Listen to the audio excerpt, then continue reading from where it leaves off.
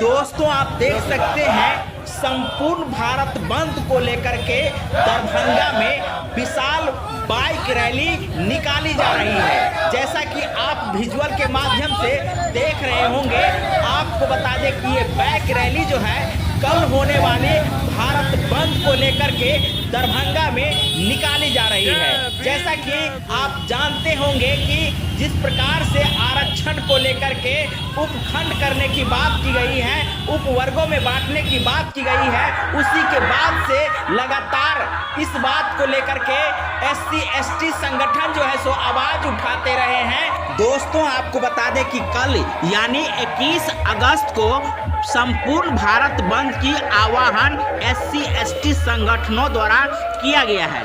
उसी के मद्देनजर जो है सो आज शाम जो है ये बाइक रैली निकाली जा रही है।